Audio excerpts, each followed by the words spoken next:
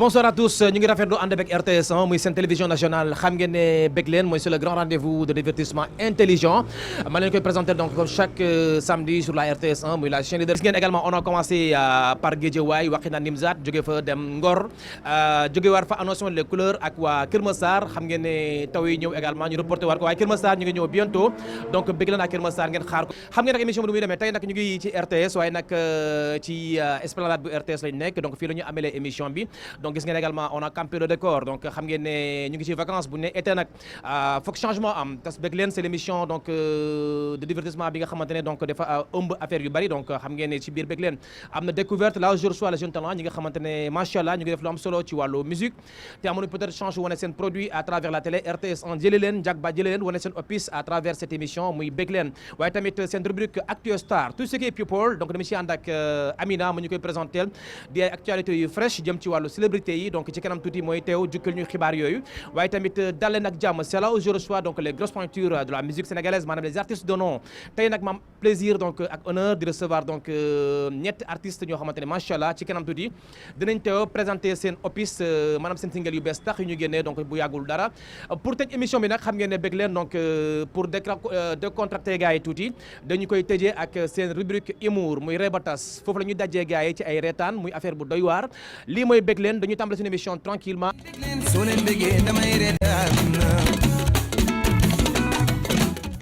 ay ci mu ngi noonu découverte tey nag damay dem ba Malika donc jëli fa Marcus nag ndaanaan ci wàllu musique génne single yu bari d'ailleurs mais album bi ñëwagul Marcus tey ma am plaisir de la dalal ci biir bëgg leen di la bàyyi nga nuyoon te gars yi seetaan émission bi. salaamaaleykum d'abord damay nuyu ñi fi nekk ñëpp waaw di bëggee sama gars yi nekk ci liggéey bi waaw di leen siyaar ñoom ñëpp waaw di leen wax ni Marcus mu ngi nii quoi waaw jóge Malika waaw ñëw pour yeesalaat li nga xamante ni rek ci la ñuy yëngu.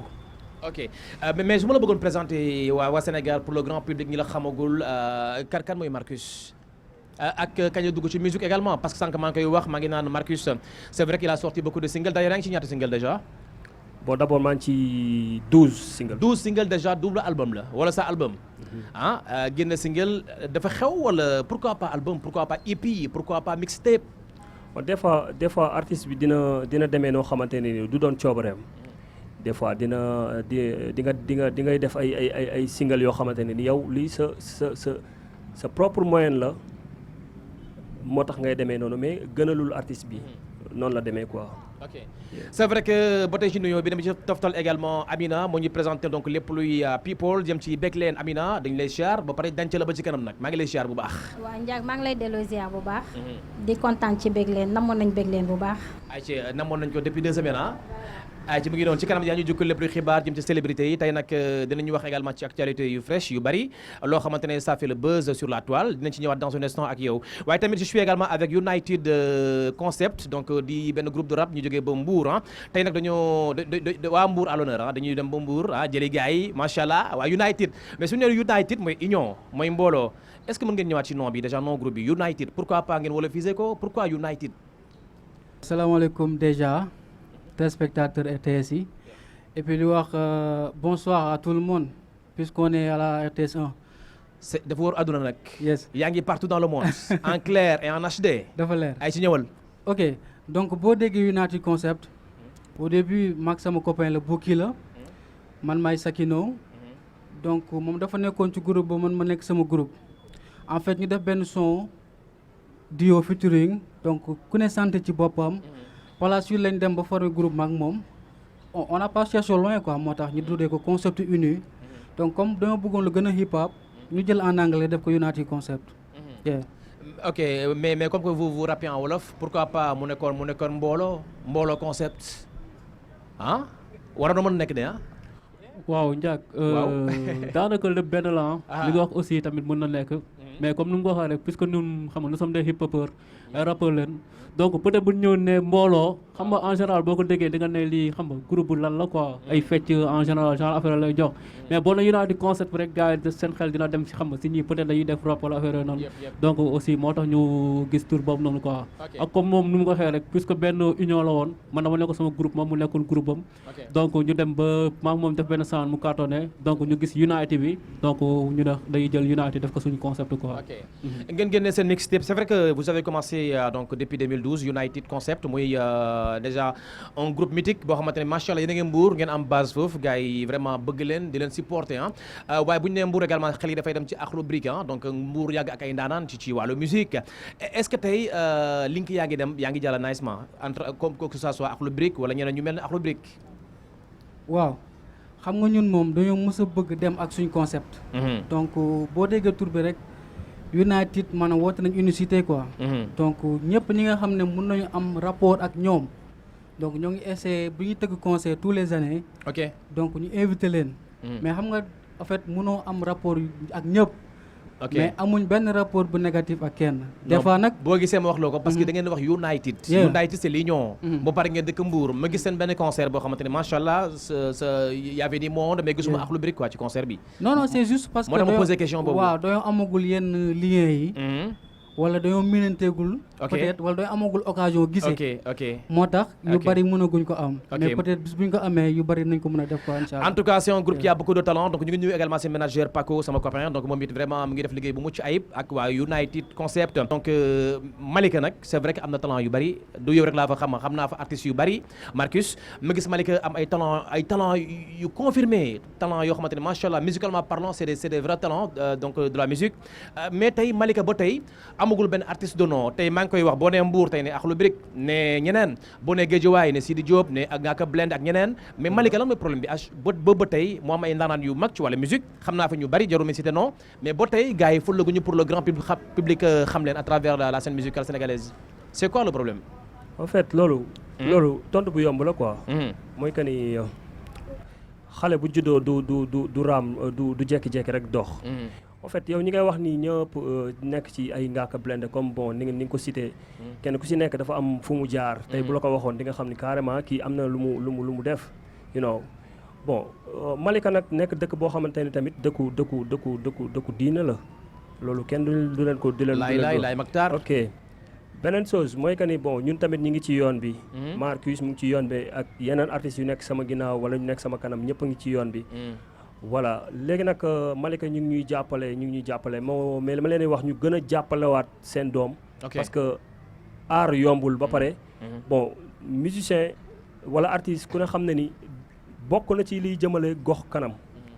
ngay déglu musique ak nga bañ a déglu musique ñëpp mënuñu bañ a déglu noo musique.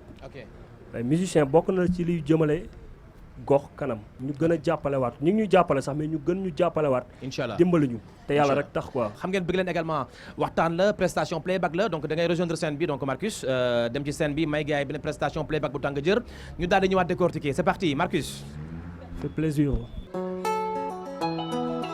bëgg nañu àndandoo yow yaay sama àdduna yàlla boole leen nañ ñëw xaw ma keneen ku dul yow bu déglu waxi noonu yow yaay sama life bu déglu waxi noonu yaay sama paradise bi ma la xamee ba léegi man sama life dafa changé bi ma la xamee ba léegi man sama dund dafa changé bu ma gisul di ma laajte bu ma la gisul di lu wër di la laajte ma yàlla waral ma yow bi xool ma ubbi sama xol nga xool fi nga toogee mbëggeel bu nu yére bu ñu summi di sol sama bos dina tilim du ma summi yaay sama aduna yaa ku nekk ak ki ngay bëggee wan koko ku nekk ak ki ngay tiitaroo wan koko ku nekk ak ki ngay bëggee wan koko ku nekk ak ki ngay tiitaroo wan koko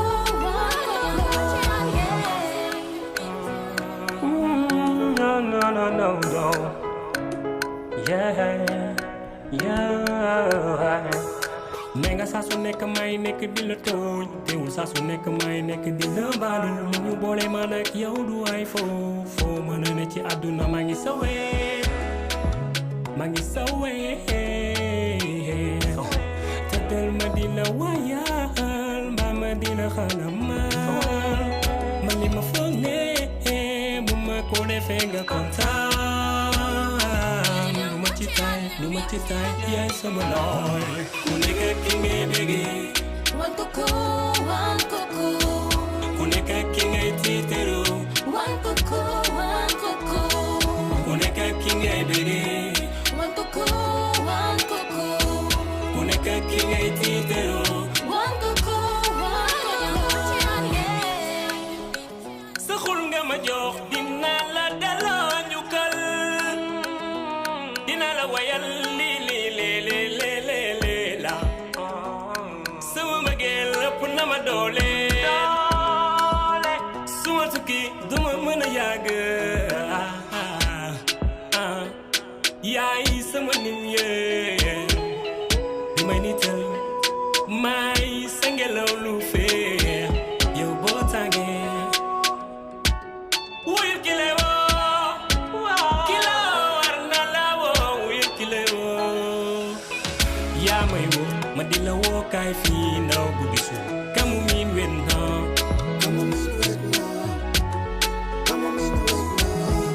yaa may woo ma di la woo kaay fii ndaw bu gisul kamu miin wen na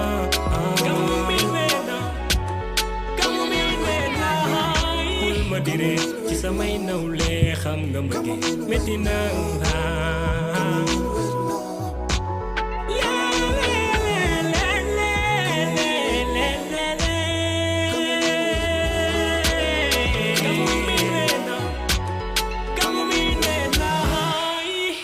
yes waaw Marcus joli titre hein. C'est vrai que affaire de mbëggeel la ma lay woo mais son bi nice na trop dóob na gis naa gars yi di yëngal seen bopp déjà waa United Concept ñu ngi jaayu ci son bi ah décortiquer ma xool. waaw sound bi si tënk rek dafa nice quoi franchement. parce que boo ko dégloo di nga xam ne am na facilité si lu muy def quoi. ndeysaan franchement sound bi na ko vidéo rek. dëkk bi toj. voix baa ngi fi musicalement parlant également li kii dafa kan moo defal beat bi déjà. on peut télécharger là. Déjà ils n'ont pas assez de moyens ñu ngi télécharger ay beat ci YouTube bi te pourtant ils font de bonnes choses xam kii ba amoon benn beatmaker tey am nga jàppal na am nga beatmaker tey. ok ci kanam tuuti The Hitmaker war na fi teew c'est un grand beatmaker. Inch'Allah dama la koy présenter déjà kooku moo lay commencer di produire ah. Inch'Allah c'est ok en tout cas son bi nga ci woy mbëggeel son bu nice ma lay woo ko ci woo soxna si la wala xale bu jigéen bi la wala koy woyal foofu noonu. ma lay woo bon. li jógee ci xol lay dellu de waaw li jógee ci xol lay dellu. waaw te boo déggee ni ma koy woyee nga xam ni carrément ci sama xol la jógee. waaw te àdduna moom lépp mbëggeel la xam nga. waaw yow li nga nekk di sax da nga ko bëgg. barki rasulullah barki borom Touba. waaw moo tax man woowaguma kenn nag.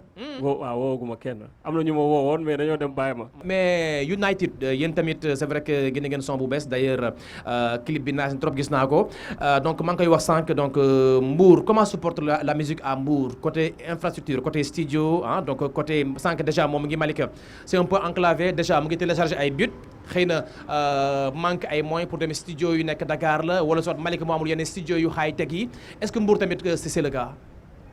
waaw Mbour moom comme ni ko gars yi xamee daanaka peut-être mi ngi si yoonu avancé quoi si côté musique.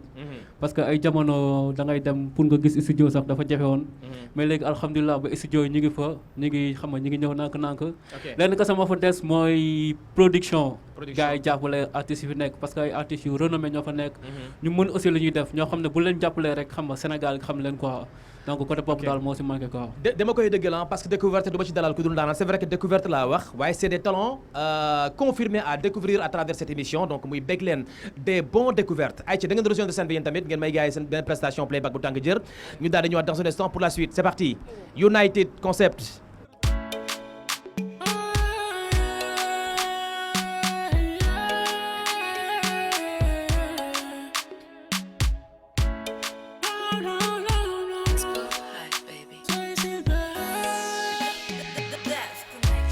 Baby yow la lover yaa sama uru ay ni def nga ma kooba baby bu ma sori kay ni yaa ma ko tamal du ma kooba gëm naa la di ma rey ni benn lekk la la ñaan si ay moo ñëwal nga sëy si bay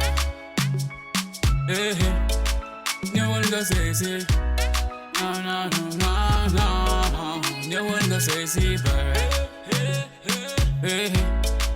ñëwal nga sëy si doko bone sama kati yow yaay sama saaji ba awo sama awo yow mi ma tànn seen biir li mbégte mi la waaw mënatuma dund sans yow sëy si lovely sëy si kaay waaye sëy si kaay sëy si waaw waaw bi ma la gisee la xam ni mënatoo dem déedéet sëy si kaay bee bu ñëpp ñëwee daw yow yaa toogoon sonn naa si ni ngay toog alxer gi laa yoon man bëgg naa sëru rabal bi bee jàll sa bopp nga jaay sa sant di wuyoo madame Tambéru bëgg naa bis bu may lekk la ma xëy ñu toog tànk kañ la ma di la teeru jox nga ma piis jox nga ma love jox nga ma hurt ma du ma gis yaa tax ma doof yaa nga def tëj di sama geel ak te tëgeel la célibataire nga sëy si bee loolu rekk mooy yëngu partenaire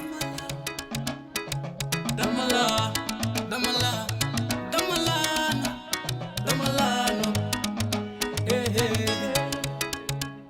gis bëgg yàlla koy def ci jaam man de bëgg naa la ay sama sa jabaade du ndox di def si ku mar loolu ngay def si man say si lovely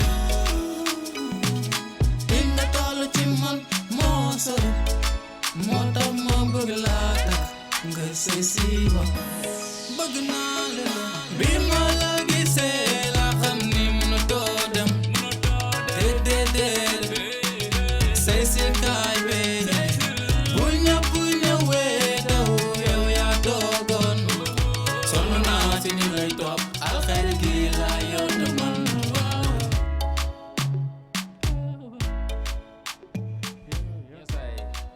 Wonderful, nice. Yes, wonderful. Cécile love me. Mais gars yi da ngeen tàng de. United concept. Mais son bu nice affaire de mbëggeel la ba tey son bu nice macha allah donc message bu fort également donc ñëwaat leen ci morceau bi décortiquer. ni nga ko déggee rek bon ça parle d'amour. waaw. Ça parle de mariage. Comme par exemple mun naa ko expliquer comme benn gain bu désespéré ba am kum nekkal. ok bugg ko takk. di ko naan Cécile. di ko naan bi ma la gisee laa xam ne mënatoo dem. Cécile kaay baby. donc affaire c'est de ça. mbëggeel la. Yes. affaire de love la. Yes. en tout cas am na solo pour l'instant da ngeen ci toogoon ak ñun le temps que may enchaîner ak sunu rubrique bi nga xamante ne donc moom mooy Actu Star tout ce qui est people dañ ci ànd ak donc Mina moo ñu koy présenter lépp luy xibaar jëm ci célébrité yi donc c'est parti.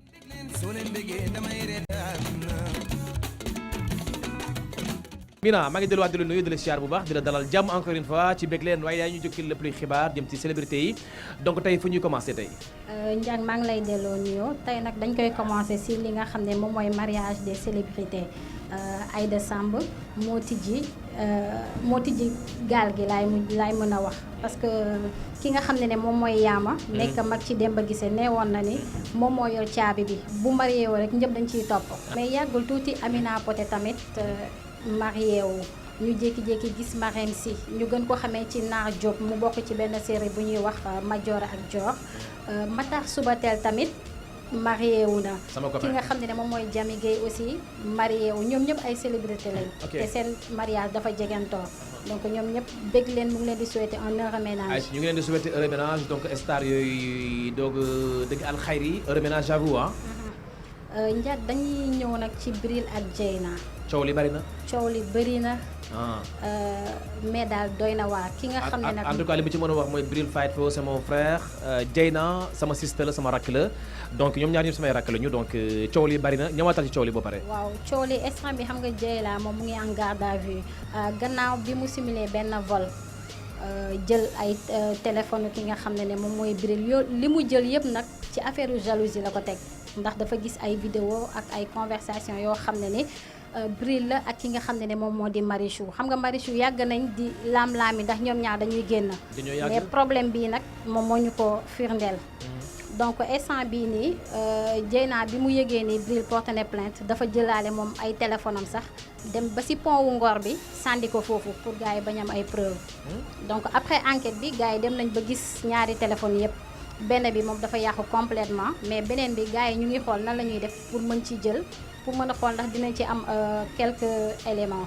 ay ci ko des infos fraîches ak Mina Actu Star donc ak Mina gannaaw Dieyna ak Bril fu ñu jëm. donc dañuy ñëw ci ki nga xam ne moom mooy Julio Lapsoli donc Julio moom rappeur la moom nag yoon tegoon na ko loxo pour def ay enquête gannaaw bu benn nit génnee jël vidéo bi nga xam ne moom la tuddee tarixa jël benn partie dugal ko ci réseaux sociaux yi di jaxase ñi nga xam ne ñoom ñooy murit yi ak tijaan yi.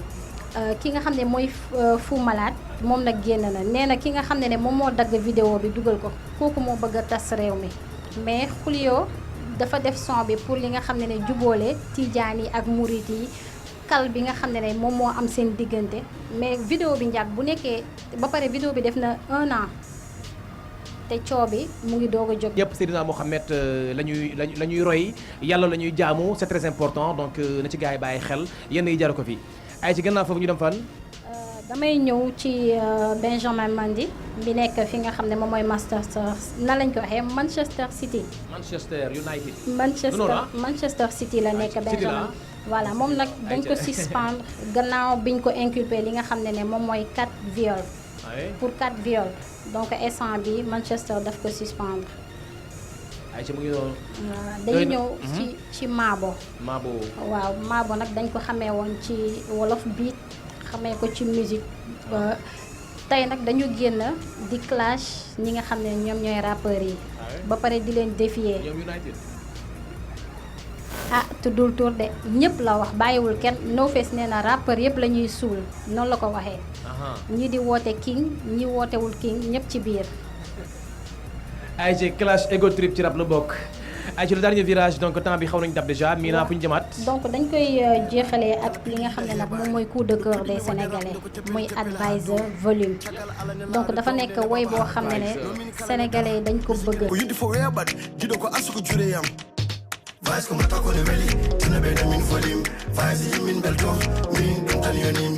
Min a darad ko gilli, make am min calling. Hasam salam ado, min go on and shoot him. Vice, kun yim dal fof no min. An, combat dal fof no min. Vice be the volume, fof no min. An, combat dal fof no min. Volume. muy son bu rafet accumulé na li nga xam ne plus de 1,6 million sur YouTube. En moins de 2 mois. En moins de 2 mois. Également mu téye numéro 1 bi tendance yi ci trace. top 10 yi si. ay ci mu ngi doon en tout cas ñu ngi koy félicité waaw Mina. njëkk xanaa nag di invité ñi nga xam ne ñoom ñooy seetaan bëgg leen fekk ci festiplage bi nga xam ne moom mooy am fekk ca place BCEAO. samedi 4 septembre bëgg leen nag ñu ñooy invité d'honneur yi. ñu ngi jox képp koo xam ne rendez-vous yaa ngi suivre bëgg leen nga ñëw fekk ñu foofu incha allah. ñu ngi ciy jaajëfal également Punch xam naa danañ ko dalal foofu noonu ci festiplage bi donc festival bu mag 3e édition bëgg leen mooy invité d'honneur donc le 3 septembre ca plage bu BCEAO ay ci rendez-vous baa ngi doon merci beaucoup Mina sa kàddu gu mujj naan la. njàkk xanaa di kontaan bu baax si ki ma solal di kontaan aussi si Vikia xeer bi nga xam ne moom ma jox périg bu nice bi di gërëm sama yaay bu baax di nuyu waa Wakaam yëpp. ayca mu ngi noonu temps ba ñu xaw a dab ñu amoon plaisir également di dalal également donc Marcus jógee bu Malika Marcus projet bi nan la lan mooy kàddu gu mujj gi. je peux dire que projet yi lenn la. mooy mixtape bu ñu génnee léegi nii. mu tudd Apéro Tape mu nekk benn mixtape boo xam ne 7 titres la. instant bi si promo mixtape boobu noonu lañ nekk.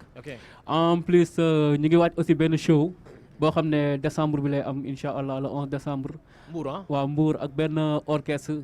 waaw di bëggee de passage orchestre boobu parce que ñoom ñoo ñu jàppale ñoom la ñuy répétel donc dina doon concert boo xam ne dina am wala ay surprise yu bëri maanaam fu ñu foogeewul incha allah United Concept dina fa génn j'espère que di nga ñu invité mag Mina waaw yéen kay yéen ngi si biir bëgg leen mi ngi si biir aussi waaw mun ñu bañ a wax rek xam nga te duñu bëggee aussi suñu manager Paco Donde Paco le parisien waaw le parisien borom Paris di ko bëggee bu baax di bëggee tam si sa bu mu àndal aussi waaw di bëggee staffu United Concept waaw di la bëggee tam bu baax a baax parce que tamit yaa ngi jàppale jeunes yi te aussi ñun loolu rek la ñu soxla quoi. Avec plaisir donc mais kontaan naa en tout cas on est là RTS télévision nationale et puis ay fierté nationale ngeen également moo tax ñu leen di invité et puis c'est un honneur et puis ngeen am talent lool macha allah yéen ñëpp parce que fii ku amul talent doo fi toog nag ku rampe boo egg si moo fiy toog donc ñu ngi leen di jaajëfal bu baax di leen laaj également sa dernier mot yow tamit. waaw à part di la nuyu.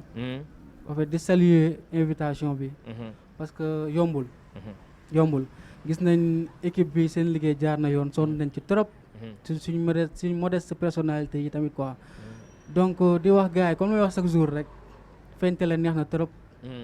mais lu gën a am importance mooy am na ku toog di seetaan en fait benn coin ci monde bi boo xam ne bëgg na jàppale artiste. ndeysaan. comprendre nga. c'est vrai. te ñun suñ toog télé peut-être yombul. donc bu ñu fi toogee. war nañu fi mën a def wala ñu wax fi loo xam ne peut-être. waaw nit ki dina toog foo xam ne.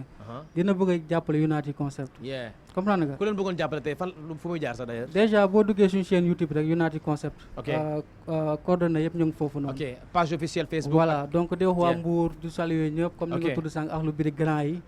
donc ñoom tamit ñoo ci jàpp nañ ci sax déjà donc di leen gërëm def connexion ak Wofa. ok Wofa mooy orchestre bu ñuy répéter donc ñun nga baalu muy xaw a gudd. mais ñun dañuy essayer chaque jour de surpasser suñu bopp. ok ñun bu ñuy soog a commencé dañ doon dugg studio di def son ñu naan ñu neexul. mais noonu la voilà loolu laa doon wax léegi da ngeen rampé ba yegg si fii quoi maa ngi koy wax. bu ñu demee ba commencé def son muy tane. waaw dañoo commencé def ay semi live man teg beat di ko live. macha allah bu nee ba am loolu lépp. dañoo ñëw teg suñu orchestre ne dañuy jouer live band. donc ñoo ngi ci di rampé ku ci mën a teg loxo tamit United Concept moo ngi fii ñoo ngi job bu ñu fi fekkee day gën a nice di bëgge waay bi di bëgge ñëpp jaajëf kontaan. merci beaucoup en tout cas talent kese la fi dalal tey ci biir découverte merci beaucoup je vous accompagne ak le nouveau clip donc de Chérifou ak Job sa Brain daagul nag du ñëpp ko moom am na taay fin yi bokkuñu ci daagul dafa am ñu ko moom yéen ñu ko moom daagu leen ñu dem ñëwaat léegi-léegi.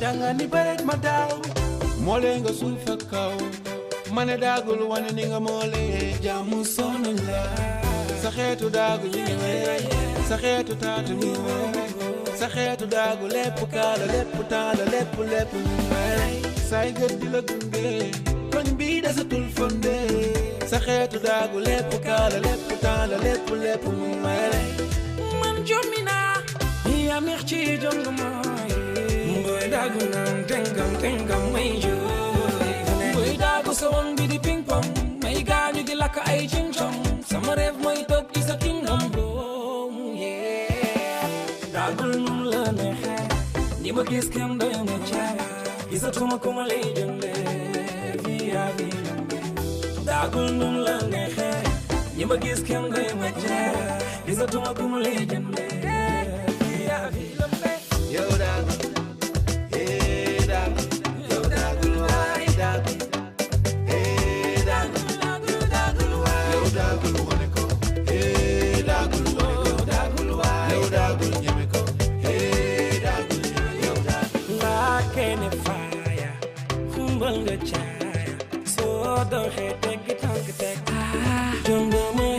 Sonu jàpp la ajjan bi la damp naxu la laf cat li travail de maman la yaa ngi gaañ sa noon laa yërëm may woo dërëm ay ku ci sob ba fii sa story du ko defati xol bi dina bisa yaay gone am coppati waa kay am nga forme tay baas rob ak marinière jànq yaa moom sa yëf la livré la am posé wala dañ ko fi déposé am welcome bye bye am cas am sa toq cay cay tarkala mashallah jonga ma biir nga daagul num la neexa ñi ma gis kam doy ma cay gisatuma ko ma lay jënde yaa ngi yaa fiilam daagul num la neexa ñi ma gis kam doy ma cay gisatuma ko ma lay jënde yaa fiilam yow daagul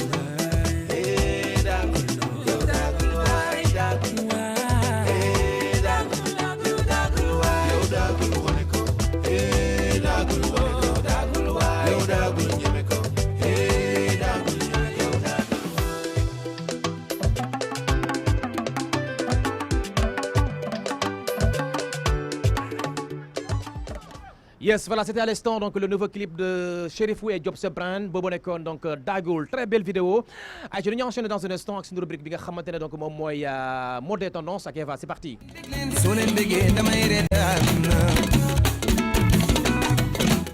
ay ci mu ngi noonu mode des tendances tey nag mam plaisir comme d'habitude Eva ma koy dalal sama sister sama rakk ji macha allah Eva di am plaisir de la dalal également ci biir bëgg leen ci mode des tendances di la bàyyi nga nuyoon ak gars yi cette émission bi. voilà Diak maa ngi lay fay mon frère ma amaat plaisir rek retrouver la ci li nga xamante ni moo di émission bëgg leen ci biir rubrique mode et tendance di nuyu suñu mbokk téléspectateurs yi Diak di la kontaane encore une fois mon frère. Allez, ce soir on a l'honneur et le plaisir de recevoir donc Radiat et les Togolais hein. Exactement. Togolaise, Radiat, tu vas bien? Ça va bien et vous? Bienvenue à la RTS. Merci. Dans l'émission Beglen. Merci. Tu sais ce que ça veut dire Beglen? Un tout petit peu, mais ça... qu'on me rappelle un peu ce que ça veut dire. Soyez heureux. Soyez heureux. Be happy. Allez. Ok. Beglen. Okay. Ça se passe? Ça se passe à super. Dakar depuis quand? En octobre, ça fera 5 ans quand 5 même. ans déjà et tu parles même pas Wolof? J'essaye. Voilà, j'essaye. Mais tu comprends quand même un tout petit peu? Oui. Non, Eva. Oui. Mais nanga def? Magnifique. Magnifique. Neex hein? Radia, yaa ngi lekk ceebu jën. Yaa ngi lekk ceebu jën. Waaw, le ceeb. Nourriture. Yaa ngi lekk ceebu jën. Oui. Yaa ngi naan njarum soow. Oui. Yaa ngi dugg car rapide. Avant oui, quand ça galérait. Oui. Allez, c'est parti donc mode des tendances. Eva, voici ton invité donc Radiat. On va parler de quoi ce soir? Tey nag on a le plaisir de recevoir Radiat ci biir bëgg leen rubrique mode et tendance. Donc moom elle est esthéticienne. Donc mu ngi jógee ba Togo ñëw fii Sénégal donc am fi benn institut de beauté vraiment muy def liggéey bu am solo. Donc tey on va parler des extensions de cils. Mu nekk nag benn soin de beauté bi nga xamante ni c'est très tendance actuellement. Donc Radiat, c'est un plaisir de t'avoir parmi nous. Merci ma belle. Voilà, aujourd'hui on est là pour parler des extensions de cils. Avant tout d'abord, c'est quoi les extensions de cils? Alors pour faire court, en fait, les extensions de cils, si vous voulez, ça a vu le jour en Asie. En fait, et à l'époque, c'était pas vraiment ce qu'on mettait là, c'était vraiment des poils de hérisson, mais en mode vraiment root, qu'on collait directement aux cils. Donc avec le temps, ça a fini par s'améliorer, un peu comme le maquillage et consorts. Donc voilà. Il y a combien de façons d'extension de cils? Alors, il y a plusieurs façons d'extension de cils, dont après, il y a l'appellation académique qui forcément change avec le temps et qui prend souvent la personnalité et le nom de l'influenceur qu'il a beaucoup plus mis en valeur, comme par exemple le volume russe qui devient le volume Kimka, et ainsi de suite.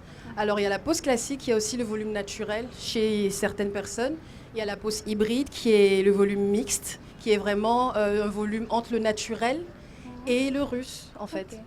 Il y a le volume russe lui-même, qui s'appelle aussi le Kimka, du coup. Et il y a le méga volume, pour vraiment les... Voilà. Et parmi ceux que tu viens de citer, quelles sont les meilleures extensions de cils?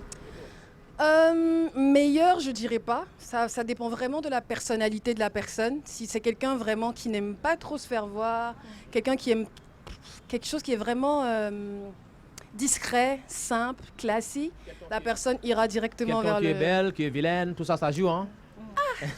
À cause de l'argent, tu peux pas dire que tu es vilaine, madame, mais... Mais c'est vrai que ouais. Ok. Mais est-ce que c'est vrai que tu es togolaise, tu es venue à Dakar depuis 5 ans, tu t'es imposée à Dakar, c'était pas facile. Comment c'était le début? C'était pas facile de trouver cette grande clientèle, hein? Donc tu as assez de clientes qui viennent à toi pour se faire maquiller, pour se faire des trucs comme si... Surtout aussi côté communication et financièrement parlant. Voilà, c'était pas facile, hein? Comment tu as pu faire pour t'imposer à Dakar? Alors, comme on dit souvent, il faut forcer le destin. On est nombreux, on est nombreuses, mais il faut vraiment sortir son épingle du jeu. C'est-à-dire que, ok, tu sais faire ci, tu sais faire ça comme Pierre-Paul Jacques, mais qu'est-ce que tu apportes de plus? C'est vraiment ce côté, je me suis concentrée sur le côté plus pour justement tirer mon épingle du jeu. Super. Et tu as beaucoup plus de clientèle sénégalais ou bien togolais, congolais, tout le monde? J'aime pas répondre à cette question. Ah ben c'est une question, hein.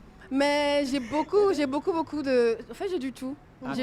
J'ai du tout. Mais Melting beaucoup plus de quoi. personnes qui voyagent aussi. Ok, super. Ouais. Mais comment poser les extensions de cils correctement? Expliquer de A à Z serait un périple. Mais franchement, pour des outils, il y a 2 gros outils qui sont super importants. Pince. Il y a une pince qui s'appelle une pince isolatrice. Et il y a une autre pince qui est un peu plus courbée, comme ça, qui s'appelle la pince récupératrice et qui forme souvent les touffes, qui permet de faire le volume russe et tout. Et il y a la colle. Forcément, il faut une colle qui soit adaptée aux cils, à la peau. Et pourquoi pas cruelty free, c'est-à-dire pas trop d'effets secondaires, pas trop d'effets allergéniques, quelque chose de hypoallergénique quoi, qui peut aller avec tout type de peau. On va revenir pour les effets secondaires, mais j'aimerais savoir aussi comment les entretenir après avoir fait des extensions de cils. Alors comment entretenir les extensions? C'est vraiment compliqué de le dire à la cliente, mais ce qui est bien, c'est quand même, déjà tu sais que tu as des cils, tu devrais pas tout le temps te gratter, voilà, en mode voilà. Il faut vraiment se dire oui, je viens de me faire des extensions, il faut que je fasse doucement parce que c'est pas donné non plus. Et voilà, mais normalement, un bon entretien quand même. Avec un bon entretien, tu gardes tes extensions, quoi. Tu les gardes. Mais y a-t-il des risques pour les produits que vous utilisez? Je dirais oui. Pourquoi? Parce que je mens pas. Alors, il y a mes collègues qui préfèrent choisir la facilité, le moins cher pour avoir beaucoup plus d'argent. Mais c'est important aussi de choisir quand même la qualité pour justement ne pas avoir des désagréments, tout ce qui est « Ah, mais franchement, vos cils, ils sont trop durs. Oh, la colle m'a créé... » l'œil enflé, la personne ne reviendra plus, quoi. Donc c'est toi qui perds. Tu as voulu jouer à l'intelligente, mais c'est toi qui perds en fait. Combien de temps peuvent durer les extensions de cils aussi? Franchement, pour un truc qui est bien posé, pour un truc qui est vraiment bien, on part à 2 semaines, 3 semaines ou 1 mois avant remplissage. Ok, donc donc c'est important. Extension cils nag nek actuellement ben soin de beauté bi nga xamantene c'est très tendance. Mais su ma décortiquer en wolof comme que moom déggul déjà mooy extension sourcil mooy lan. Voilà, extension cils mooy maanaam yokku cils mais effet naturel lay am. Cils mooy cils mooy xef.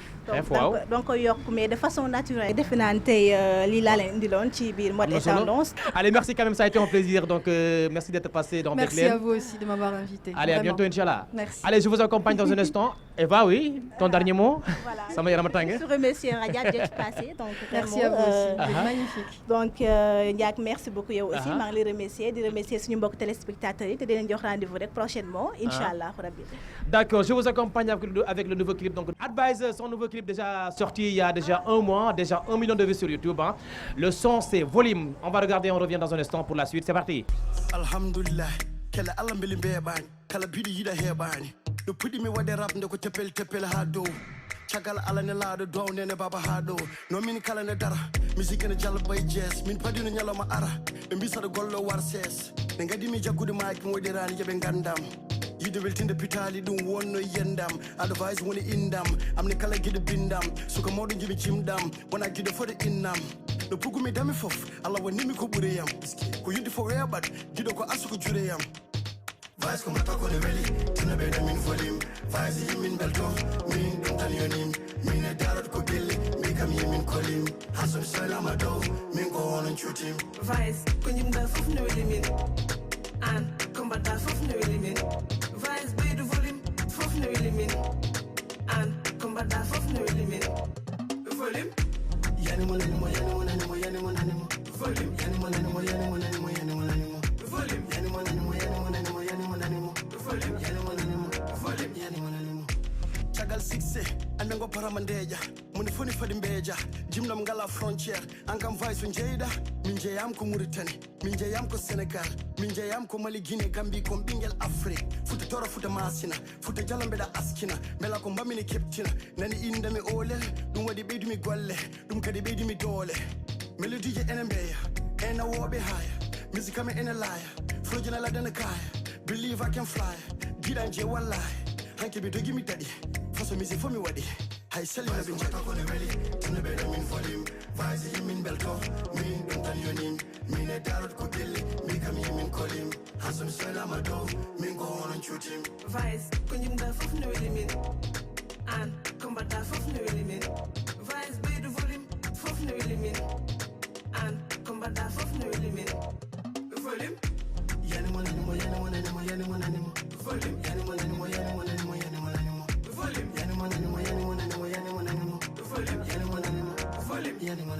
wana nana wana to na rafa bone ha bona mi holu ne di dum corona hamin guma hamin jana min panno hanga wakta sona ala rokuno mi dem ngala hande pularo nana mono sene golle hebbinta ke dille no pari fo aduna dilla mi mbadi rap mbadi wango jindi mbadi yila bango mi dogi be jidi mi nango ligo hande yoba jango komi kabado no jango aduna jutete koyngal tango haya wala laba vice ko mata ko ne weli tinu be min fodim vice yimin belto min dum tan yonim min e darot ko gelle mi kam yimin kolim hasum salama do min ko wonon chutim Vice ko jimda fof ne weli min an kombata fof ne weli min Vice ɓeydu volume fof ne weli min an kombata fof ne weli min volume yani mo nani mo yani mo nani mo yani mo nani mo volume yani mo nani mo yani mo nani mo yani mo nani mo volume yani mo nani mo yani mo nani mo yani mo nani mo volume yani mo nani mo volume yani mo nani mo volume volume volume volume volume volume volume volume volume volume volume volume volume volume volume volume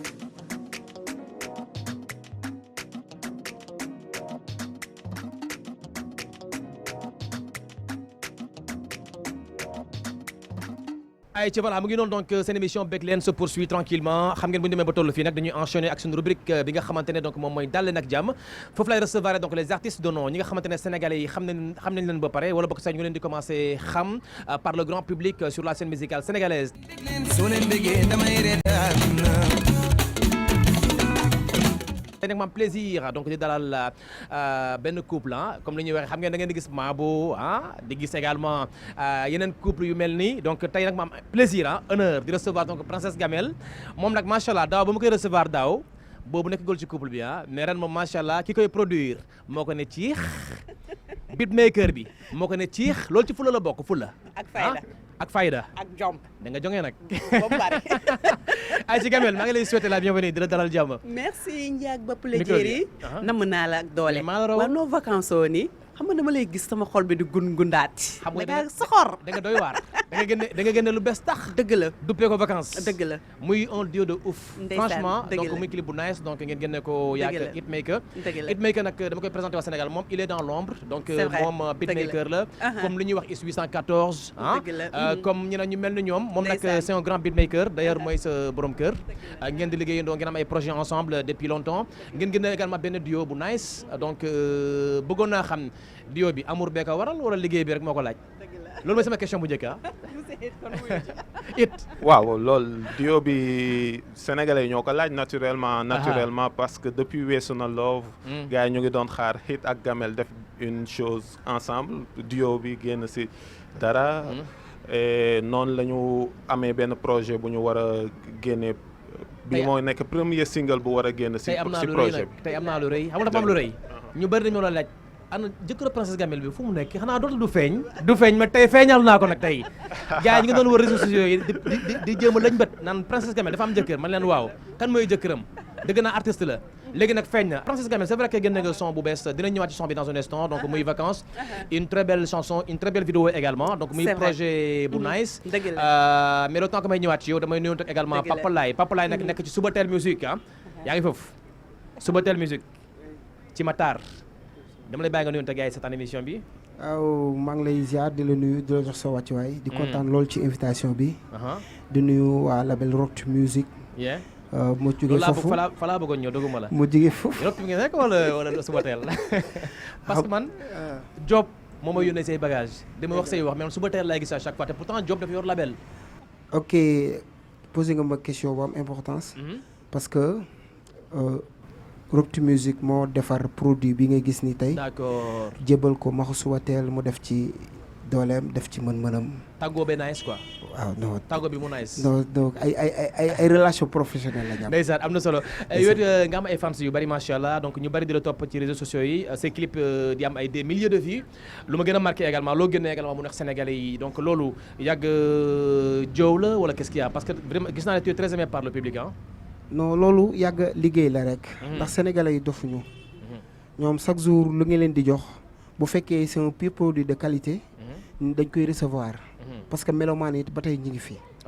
waaw liggéey bu nice rek moo am importance. ok d'accord hitmaker yow nga nekk beatmaker c'est vrai que beatmaker yu bari ñoom déjà ils sont dans l'ombre ñu gis nga commencé génn di woy ah. c'est un peu difficile d'allier les deux boo nekkaatee si yeneen business quoi. d'accord donc je voulais pas que.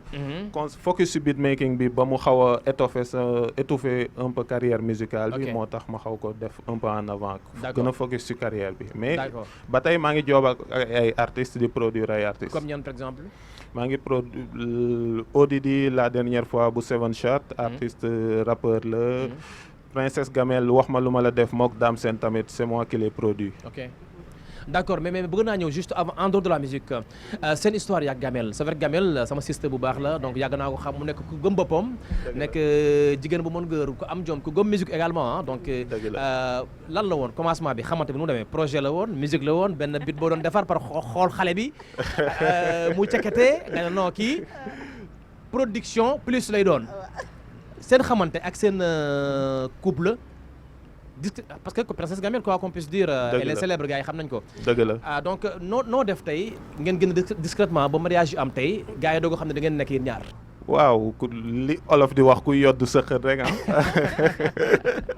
def ko yëfu sous-marin rek gars yi di comprendre ne non booy bi bandi la leen yéen comprendre doo leen sax nu mu demee boobu yaa ngi jël waaw xamante bi mu ngi commencé studio studio comme moom dafa gëm boppam à chaque fois liggéey nga koy gisee ci milieu ok bu nekkee studio wala mu nekk milieu bu mu mënti doon job moo ko fay yóbbu c'est vrai c'est dans ce sens qu'on s'est rencontré ci benn studio boobu mu ñëw am humilité di defal benn son ay kër ko nga xam ni c'était je pense son premier son humilité moo ko wàcce woon ci mu ñëw nangu defal kook ay kër pour son bi gën a am niveau noonu la ñu xamante boobu maa ngi ñëwoon tamit man par rapport ak sama projet ci la ñu xamante def connaissance on s'est montré li ñuy def noonu la link bi juddoo quoi après par la suite la ñu amoon bëgg def benn son en featuring mais entre temps double featuring la mujj doon ay ca mu ngi noonu Princesse Gamel yow it machallah ñu ngi leen di souhaiter heureux ménage donc yal na sëy bi barkeel donc amuñu occasion bi booba léegi Princesse ñu bari dañ may laaj ndax vraiment Thione Seck moo la jur de vrai ou pas question yi day ñëwaat chaque fois depuis ñu defoon émission bi passé hommage Thione Seck bi est-ce que mën nga ñëwaat ci histoire Papa Thione ba fi jooy nag dëgg la waaw léegi moom damay saxoo di ko jullil di ko ñaanal rek incha allahu rabbi macha allah Papa Thione daf ma yar comme si moo ma jur macha allah jàpp ci sama carrière yàgg ma tete comme si moo ma jur ndeysaan ñu partagé lu bëree bëri macha allah sekk ndaanaan yàlla ko yàlla yërëm ci barki Mouhamed du ma jóg ci di ko ñaanal waa incha allahu rabbi ay ci am na solo ndeysaan c'est vrai que nga bokkoon ci projet CEDEAO mu nekkoon projet bu am solo d'ailleurs ça son bi génnoon ngeen waroon tourner clip bi dëgg la waroon nañ ko clipé déjà génnoon na ndeysaan lii la yàlla dogal mais tamit ba pare aussi may xamal ne Sénégalais yi tamit moom moo takk sëy bi bilaay moom moo ko takk daf ma dénkaane dem moo tax damay sëy ba dee Papa Laye gën na nga son bu yàggul dara donc muy clip bu bees tax donc déjà Subatel noo def ba adhéré Subatel musique contact yi fu mu jógee en fait sànq mooy ci li ma parenthèse bi ma bëggoon ubbi mooy Robtu Musique fa laa nekk di liggéey Robtu Musique am des relations professionnelles yoo xam ne moom la siq ak Subatel ku ne xam na ni li Prince Art doon def actuellement Subatel Musique moom la jël sol dàll boobu di ko def c'est vrai di dem au fond di xool jeunes talents yi di leen recruter di leen encadrer ku ne xam na ni musique il faut financièrement les moyens léegi nag ci la ñëw Robtu Musique gis ma fa yàlla def ñu seq ay relation yu rafet mu gis ma ne kii sama artiste la kii moom maa koy produire sama bopp sama lien man ak Maxu Subatel loolu la mais nag tous mes produits moom c'est Robtu Musique moo koy def ndax fa la studio ba nekk fa lay nekk ci ñoom tout le temps su ma waree def dara mu guddi wala mu bëccëg ok mais bëggoon naa xam ne lan moo leen tënk quoi ak Subatel Musique contrat album la wala album bu nekk en cours la wala juste benn single rek la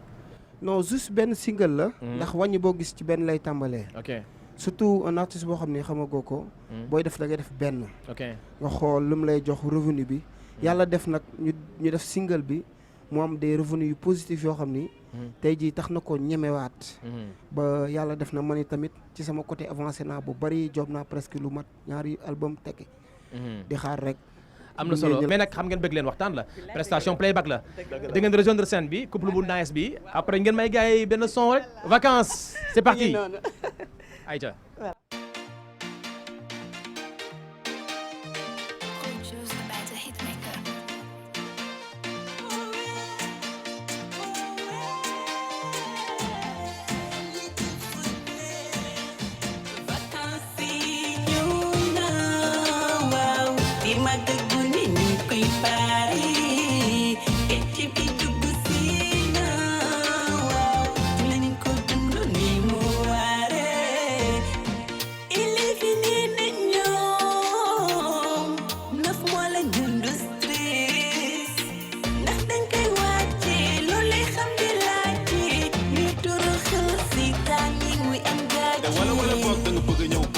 suñu vibes da nga war a dem toog depuis 9 mois yëpp ñu ngi doon job dañuy libérer pression bi nekk suñu bopp ah na xool yi sedd comme glace te bu rëy noo du fi am place gale dafa tàng yox la dem plage te mooy tur géej gi amul bankas dindil stress xol nay fiir dollu ci def ko bàyyil wéeri kon ni koy dund ba muy neex positif bu ci exagéré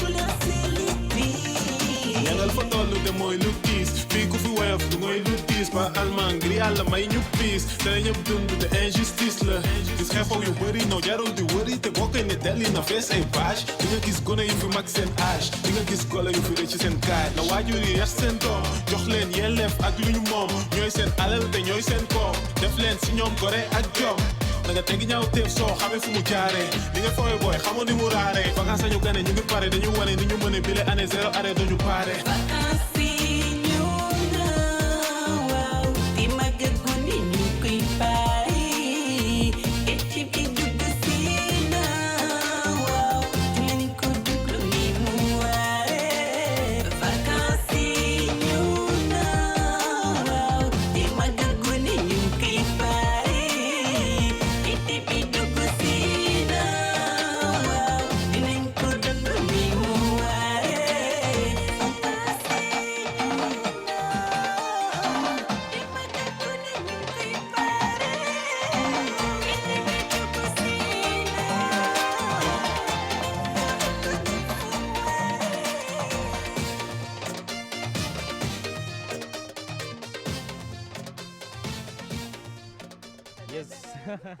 waaw wonderful ah le dieu de ouf en tout cas son bi dafa nice dafa dope mais it make ci yow laay njëkkee xamoo ndax flow bi dina neexee quoi franchement ok flow bi moom mais Ndiak xaw ma sàcc wax la benn affaire merci beaucoup si yor na flow boo xam ne macha allah nee naa la rappeur Sénégal yëpp sama jëkkër da leen di faj nànk pour nànk mais wuyu ma gelu gars yi dama ko mayal Ndiak ba s'il te plaît mayal ma gelu gars yi Ndiak s'il te plaît tuuti rek banji gelu gars yi ay ci ñëwal mayal ma gelu gars yi benn son la bu ma déjee sama ex waaw c'est ex lan sama ex dama bind bi ñu marié la première chose que j'ai faite mooy dama def benn son en hommage à mon ex dama def benn son déjee ko sama ex nay leer rek waaw réplique bi yéen yaa koy def ngand ci yow waaw réplique bi yaa koy def su ma ne bandi wala te far yu bëri mooy gelu gars yi loolu ngay wax ah ayca ñu dem dafa jóge village ñëw été vacances si town doonoon ku noppi sage teg si baax na all around dafa rafet jekk taaru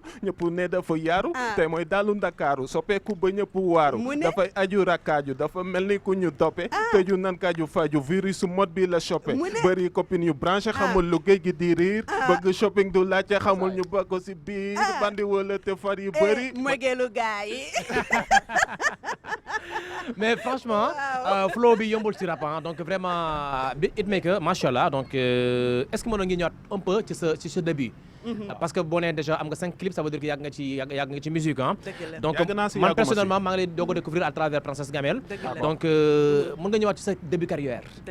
sama début carrière maa ngi commencé intéressé wu si musique vers 2012 la woon 2012 mais nekkuma si woon à 100% parce que 2013 laa am sama bac ak études yu doon mënul woon ànd à 100% quoi donc j'ai décidé de me focaliser sur les études ma am 2018 sama diplôme d'ingénieur.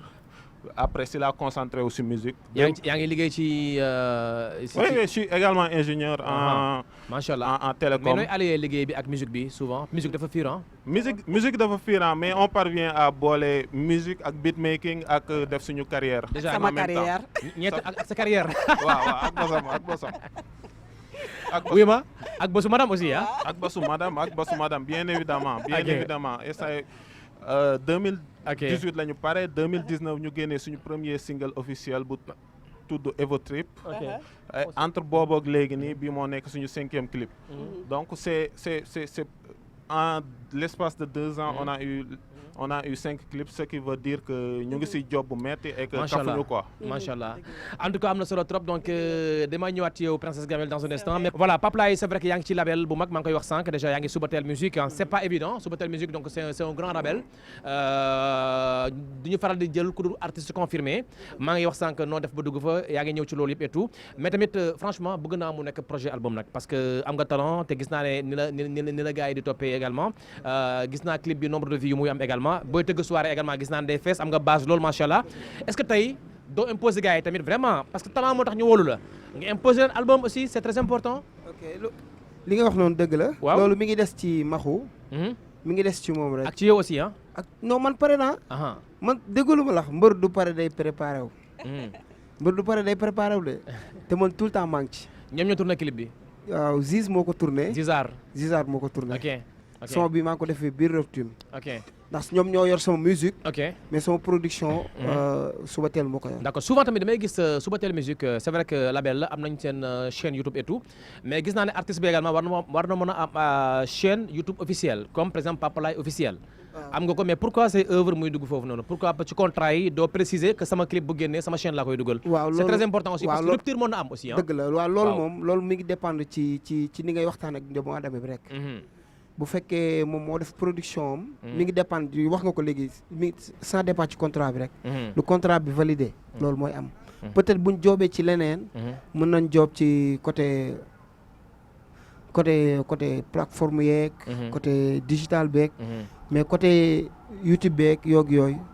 ma xam ci sama scène bopp sans dépend ci li ñu waxtaan rek ci loolu la ñuy tënku ma dugal ko ci sama scène. ok mais gis na également yaa ngi ay soirée machallah gars yi bëgg la trop est-ce que yaa ngi préparé pour monter orchestre. ok waaw avant tout sax damay nuyu sama gars yi nga xam ne ñoom mooy jouer. ok ñoom muy groupe bi nga xam ne dañoo soudé wu. waaw mais ñoom du su groupe ñoom juste dañuy ñëw da nga leen di invité tout le temps quoi ci soirée yi ñu ñëw. wala tout le temps c'est que ñun nag. ci banlieue bi lañ juddoo may nuyu waa Pikine ndax fa laa waroon njëkk a commencé. foofu ñun ci mbedd mi lañ nekk di jouer yàgg màgge nag ci orchestre. di jouer ci ay ngénte ay mariage ay des trucs yu mel noonu. ba nit ñi yàlla defee ñu dugg ci carrière professionnelle bi. ndax defe naa nag mbedd bi ndegg la neex na mais boo ko toppee. après day am feneen fu muy yóbbu sa carrière. tout à fait mais nag rep tàggat nañ suñu bopp ci live ba pare. dafa leer.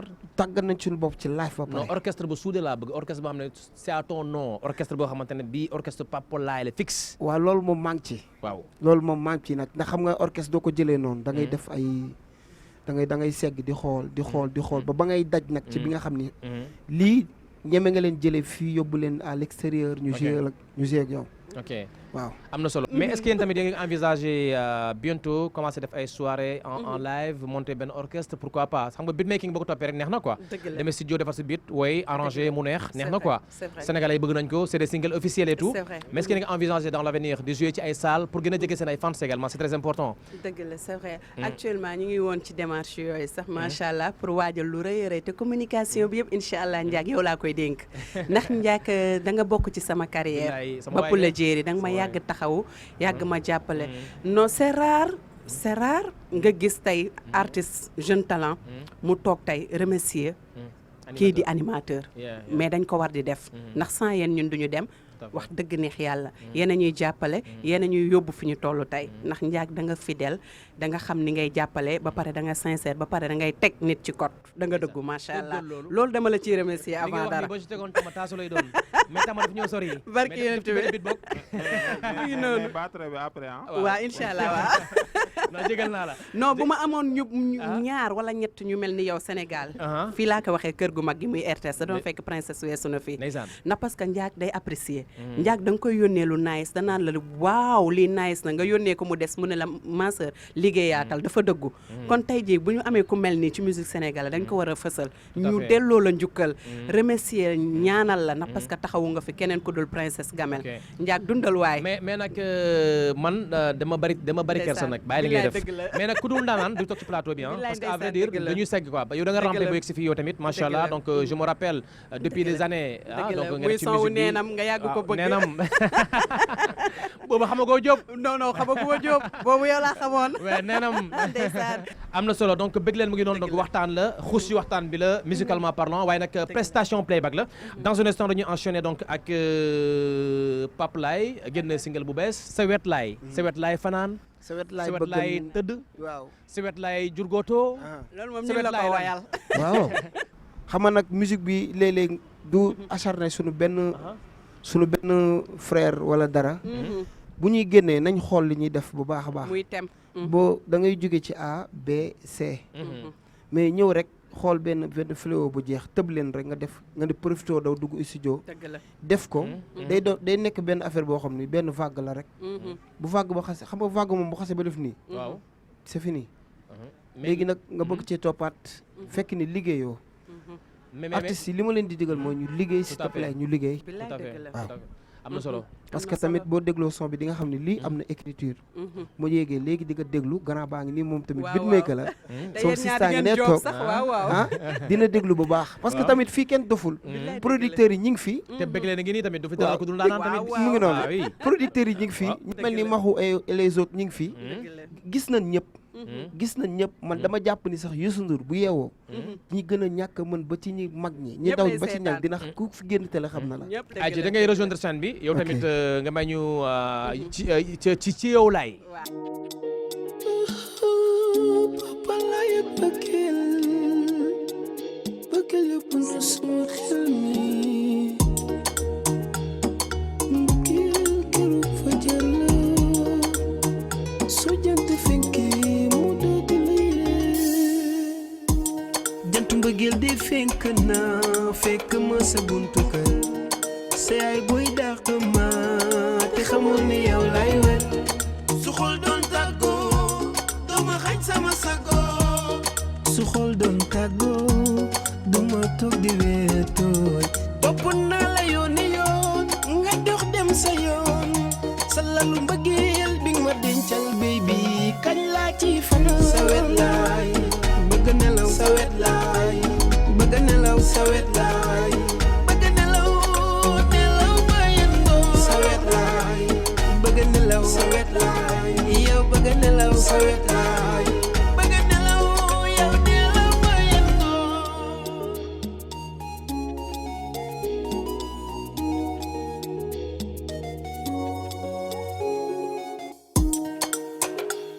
gént naa nga nekk sama wet di nelaw ma lay wéyal far yoo ya daake fu ma yendoo di la waxtaane doo fa ñaaw kun baby jógal tey dañuy xawaare fu mu romb ci koñ bi ñu naan elle est belle xanaa xamuleen ni kii mooy sama social talu ma lekk talu ma naan talu ma nelaw caf koy mbëggeel romb say gët dinaaw comme ngelaw boo ma soree damay wéet xam naa soo ma jegee ma koy daw sa wet laay bëgg nelaw sa wet laay bëgg nelaw sa wet laay bëgg nelaw ba yendoo sa wet laay bëgg nelaw sa wet laay yow bëgg nelaw sa wet laay bëgg nelaw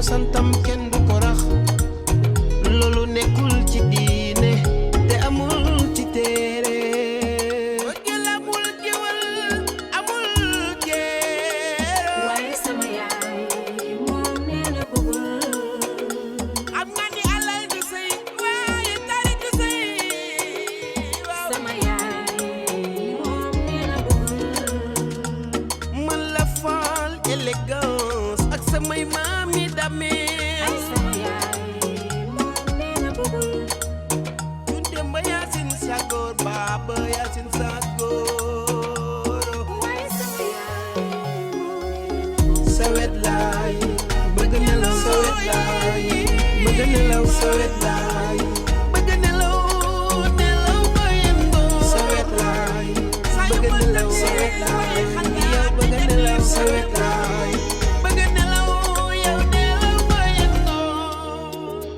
shiri la la la la la la la shiri la la la la la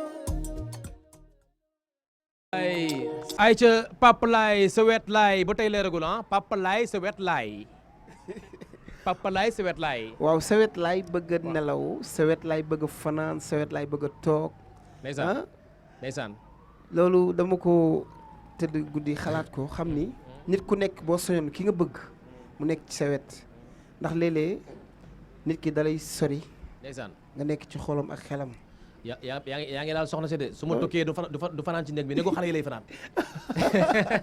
waa gis nga néegu xale yi lay fanaan c'est que mbëggeel dafa xaw dafa metti sa wet laay waaw gamel bëgg a nelaw sa wet laay déggal loolu gis nga lii man j'ai bien aimé ni mu titré son bi parce que boo déggee tur bi rek dafa day am benn curiosité quoi sa wet laay lu si topp sa wet laay lan da ngeen di comprendre dafa nekk ci lindo miel da ngeen di comprendre Hitmaker dafa nekk ci lindo miel ba tey ah il faut le comprendre ah mais nice son vraiment mélodie nice na écriture bi tamit chapeau quoi chapeau ndeysaan mais Hitmaker est-ce que tey c'est vrai que yaa ngi yor Princesse Gamel ci sa label wala ci say bit yi ngay defar et tout est-ce que yaa ngi envisager produire ñeneen également continuer di produire ñeneen wala léegi da ngay siisu léegi Gamel rek la damay laajte rek loolu c'est dans les projets sax c'est dans les projets sax xale bu jigéen bu cekete am talent lool non bu ñëwee pour nga produire ko tey defal ko bit produire ko tey est-ce que Gamel tey loolu tamit question la damay bañ Gamel ne fii laa jaaroo ñu defoon na bit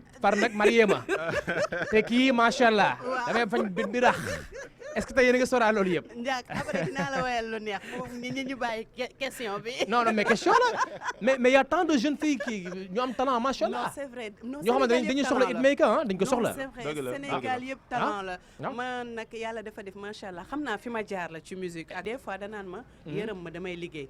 chaque jour que jëfe yàlla rek laa koy seedeel. ma ne ko mayal ma sama doom bii bit mayal ma kii bit jàppaleel ma ci kii jàppaleel ma ci kii danaa ma man damay liggéey. mais ñooñu say doom la ñu de ba léegi waxuma xale bu jigéen bu mel ne Gamel jógee fële cekete laa wax. non ku mel ni Gamel princesse Gamel ci réew mi amul wax. kenn la fi te màgget la fu mu nekk nii maa jël kii bi yow. amoon nañu vraiment plaisir di leen dalal donc di leen souhaiter une très bonne continuation donc ci seen carrière musicale. yàlla may leen ci succès bu jéggi seen njorto et puis lan mooy kàddu gu mujj gi. Ndiak encore une fois di remercier waa RTS ndax princesse Gamel fu mu toll tey loxo RTS jógu fi ma waxaat ko fii tey Ndiak lu nice lu ma génnee wax dëgg yàlla jàpp nga ci promo bi te ñëpp xam nañ ne promo yombul dafa metti wax dëgg yàlla di remercier samay wayjur rawatina bu jigéen bi dem Ndiobok Alek Alassane dundal loo dund doyul sama goro sama yaay sama xarit nee naa la man sama staff 3 personnes la sama yaay sama goro sama grand frère Amadou Seck dundal loo dund doyul ñii de laa am comme staff di ma jàppale yow yaay lépp di remercier ñëpp képp kuy jàppale princesse Gamel rek ak kay solo mi ma génnee fii dinaa la booleeg moom pour màggal bi dinaa la booleeg moom pour màggal bi kay solo mu ngi defar yu doy waar yoo xam ne non moo lay solal dama neex a solal barki Serigne Baba yow tooroodo bi loo sol mu dem Pape Laye yow it incha allah maa ngi lay ñaanal carrière bu sell bu rafet di la encourager ndax parce que art dafa diis dafa metti art bëgg ko rek dafa metti rawatina nga nekk ci tout le temps bëgg di satisfaire nit ñi di génnee doo nelaw guddi doo nelaw bëccëg nekk ci say produit ba pare doo ko amee comme ni nga ko bëggee ñëpp xam nañ ni mu demee kon yàlla nañu yàlla may xolu muñ ñu yeggaleeg suñu sago aar du benn fan du ñaari fan te tepp moo gën yuréet. Inch'Allah nànk dina baax. merci beaucoup am na solo merci beaucoup donc yow it sa kàddu gu mujj. di la jaajëfal d'abord ci invitation bi di la remercier ainsi que toute l'équipe de la RTS di leen remercier ci invitation bi di wax Sénégal yëpp que nañu xaar Hit et Gamel ci ay projet yu lourd yu doy war boo xam ne projet duo lay doon projet boo xam ne man dinaa garder sama identité rappeur moom mu garder identité woykatam ba pare mu doon duo boo xam ne lu doy war lay doon nañ ko xaar très bientôt di jaajëfal Pape di ko wax bonne continuation merci beaucoup ay ci Pape bi am nañu plaisir de la dalal donc projet bi gën a taxaw lan la vite fait projet bi gën a taxaw mooy deuxième single bi instant yi moom mooy bi gën a taxaw ci lañ nekk nii ji ci liggéey bi ñu def ñu toll ci dernière phase yi rek du yàgg dara peut-être bu ñu màggalee ba pare rek dinañ gis lu bees tàq ma lay jaajëfal nag bu baax parce que lii yombul waaw yéen mooy ni ko sama système bi wax rek yéen animateurs yi dañ leen war di jaajëfal parce que promouvoir ko kenn xamagul dafa nekk loo xam dafa rëy ci artiste te loolu ku dul gërëm rek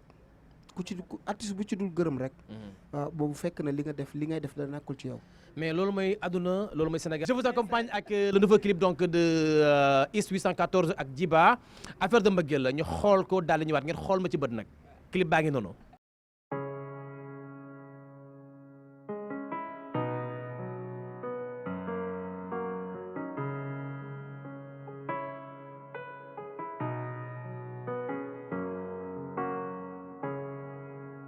mbëggeel bu dëggu dara du ko fay yaa seetu bi wane sama leeraay jantu guddi ba teewu suba teel bi ma la xamee ci la tàggo weetaay ne tooñal sa yaay bal naa la ndax mbëggeel bi ma yëg ci yow ne tooñal sa baay bal naa la ndax mbëggeel bi ma yëg ci yow wóolu naa la wóolu naa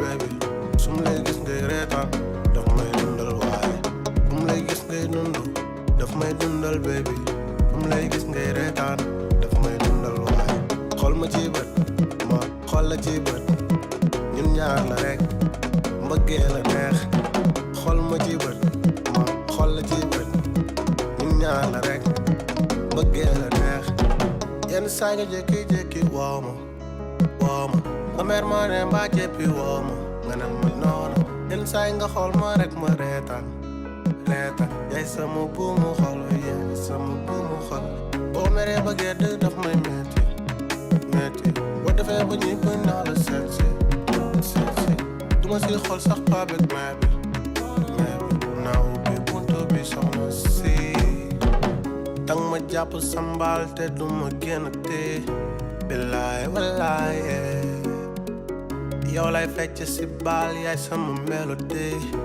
yow rek la parte bu mu lay gis ngay dund daf may dundal baby su mu lay gis ngay reetaan daf may dundal waaye bu mu lay gis ngay dund daf may dundal baby bu mu lay gis ngay reetaan daf may dundal waaye xool ma ci bët ma xool la ci bët ñun ñaar la rek mbëggee la neex xool ma ci bët ma xool la ci bët ñun ñaar la rek mbëggee la neex wër naa ba wëngal àddina ku mel ni yow ba amatina dugal ci kër gi yaatu na ndax yow yaay sama buumu xol yaay sama buumu xol yenn saa nga jékki-jékki woo ma nga mer ma ne mbaa jéppi woo ma nga ne ma noonu yenn saa nga xool ma rek ma reetaan yaay sama buumu xol yaay sama buumu xol wër naa ba wëngal àddina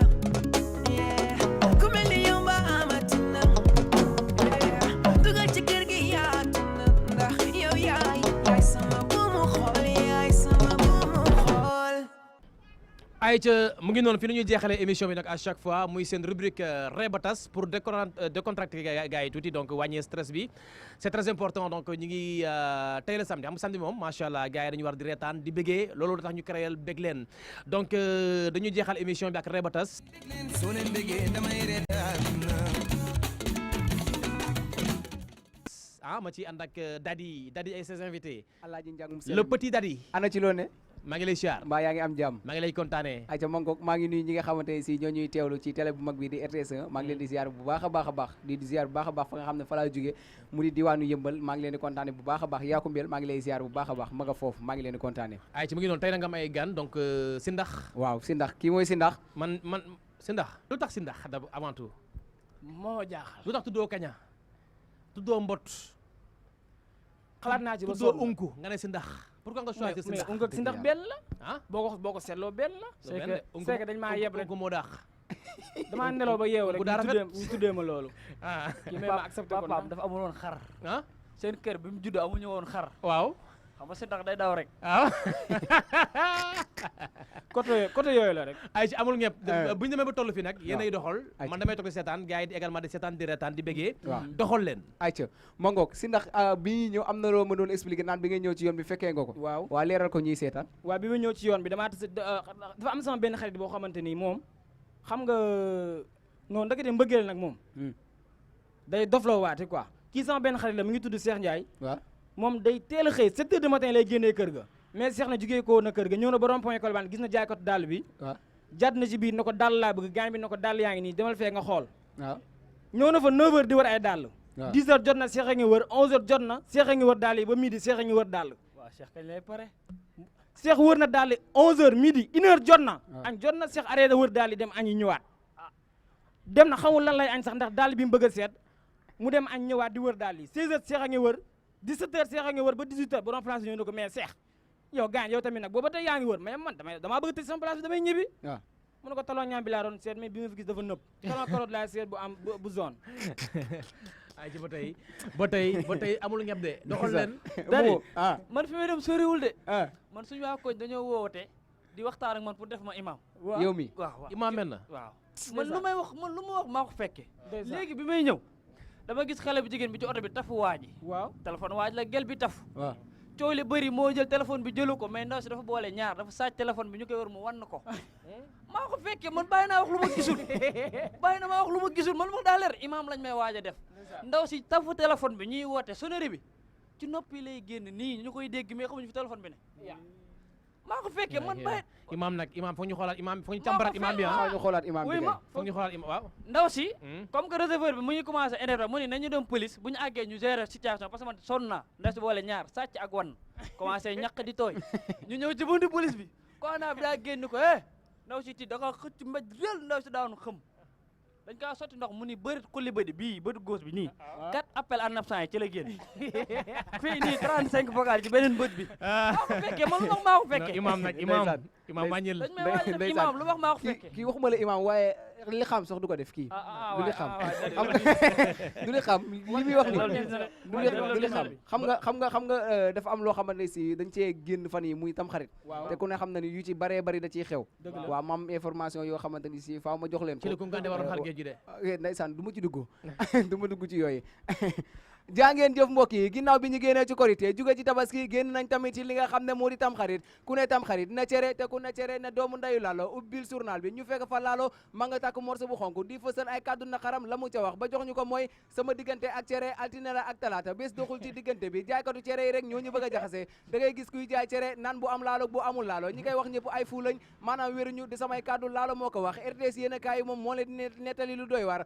loo xam ne bi ngeen ko déggee di ngeen réeba tas na njiital RTS mu di Racine Talla moo liggéey ba wàcc jour tam xarit ay xale di nekk ci mbedd mi di football daal di tulli bal bi kër Racine Talla këpp ñeexu cere Racine Talla génn daal ne xale yi duma leen dóor duma leen saaga police la jëm direct porte ji leen plainte may laaj rek ndax ñeex mu tuuru jar na plainte oui moom damay laaj waaw sama DG non dañ koo wax rek loolu doy na waar rek bëgg dafa garaw waa ji dafa ne ci koñ bi am ay taalibe jàpp ay jàng waaw cant gi jëf ci mu am loxo taalibe bi ñëw waa sëñ bi yuuxu laal taab gi bën sëñ bi foo mu jàngi sëñ bi jàpp jàngi Espagne bi mu ne jàngi Espagne la waa ji wër koñ bi addee sëñ bi Espagne cant gi ren Espagne la am paas sëñ bi suba la cant gi sëñ bi amaat loxo waa ji ñëwaat raam sukk ci faab gi toj mais cette fois ci sëñ bi ci géej gi lay fa jàngi waa koñ bi xool man sama nijaay moo njëkk a daaj avion ba dem ci géej man li ma la wax dama koy fekkee booy yéen daal koñ bi yéen daal xool dadi ñi jël gaal ñi jël boto ñi jël biis ñi seret ñi njaga njaay mais taalibe bi bëgg mbëgg sëñ tax na ma welo la jël welo daale nii ci géej gi dem maa ko fekkee man lu ma la wax maa ko fekkee boo tey man dama wax bu demee ba toll fii damay toog lu ma fekkee doxal leen xam nga boo seetloo fi mu ne nii sàcc yi dañuy jug heure bi nit ñi di xëy di liggéey heure boobu la ñuy jug sàcc bi jug na 4 heures du matin dugg na car rapide dugg na car dugg na bis dugg na Njaga Njaay dugg na clando sàcc bi dugg na super waaw journée bi yëpp mu ngi wër lu mu dóor mais mënu kaa am sàcc bi xëy na wër ba minuit jot na mais dox na 1 2 3 si angle bi dégg benn biir si kër gi mais biir bi jaaxal na ko lan mooy biir bi def ci biir kër gi jaaxal na ko mais bëgg na koo kumpa bëgg na yëndoo bëgg na tëb miir ne dafa tëb miir rek dégg gars yi naan su démb yaa lekkoon waaye tey maa lekk démb yaa lekkoon tey maa lekk démb yaa lekkoon tey maa lekk non tey bàyyil ma lekk rek mais dégg na démb yaa lekk tey maa lekk mu nar a tëb rek gars yi fekk ko fi naka looy def mu ne yàq laay ñaan ndeysaan am nañu dëgër fit xam nga li muy wax ne dafa am lañ koy jeexale waaw fii lañ koy jeexale dafa am loo xam ne dafa ma fàttali ku ne xam ne premier mai ñu koy liggéey bariwul dëgg la premier mai kenn du liggéey sax waaw kenn du liggéey ñu koy liggéey bariwul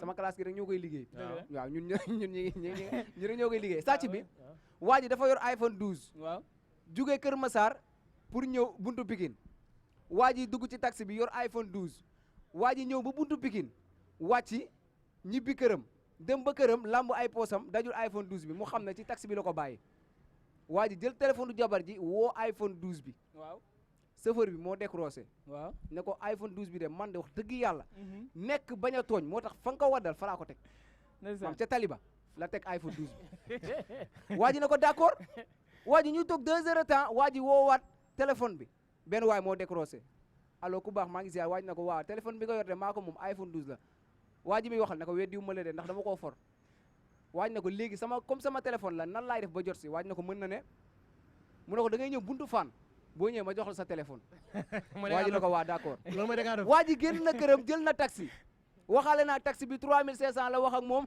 ñi ngi dem buntu fan waa ji 30 minutes la def ci yoon bi yegg na buntu fan taxaw waa ji jëlaat na téléphone jabar ji woo waa ji allo waaw copain maa ngi nii buntu fan de yow laay xaar ndekete sàcc la doon waxal sàcc bi ne ko non dama la doon wax ni wéeroo ndax iPhone 12 kenn du ko for di ko jox pour nga dugg faju yow da ngaa war a faju dafa am loo xam nag dañ ciy dimbali xale man dama gis xale bu jigéen boo xam ni waaw wallaay dafa toog nii ñu teg ko nii mu taxaw nekk 52 kilos 52 kilos la xale bu jigéen bi di posé mais bu mu duggee ci salle bi maquillé wu génn 162 kilos la maquillage bay yokku poudre bi ñu jël di ko def seen kanam gi mooy la des fois nga gis xale bu jigéen dox di sëgg nga yaakaar naa feebar nekk poudre mooy wàcc kanam non loolu day am des fois nga gis jigéen bu rafet day maquillé wu ba ñaaw comme ñoom Eva sonn nañu sonn nañ de ñoom Amina sonn nañu mais gars yi amoon nañu plaisir di leen dalal temps bi dam nañu en tout cas merci beaucoup loo bëggoon dolli si ndax vite fait rek 30 secondes waaw di leen sant rek di leen gërëm waaw di sant télé bu mag bi nga xamante ne mooy RTS 1 waaw di sant fi ma jógee ko muy yëmbal maa ngi sant ñëpp di leen gërëm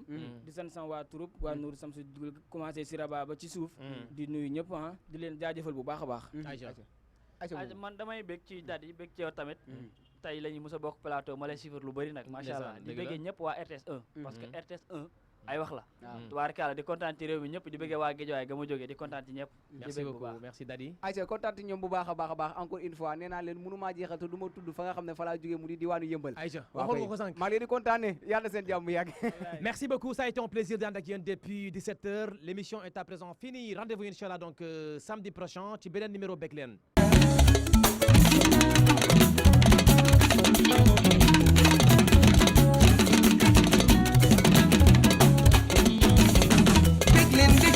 yéen soo leen bëggee dégg leen soo leen bëggee damay reetaan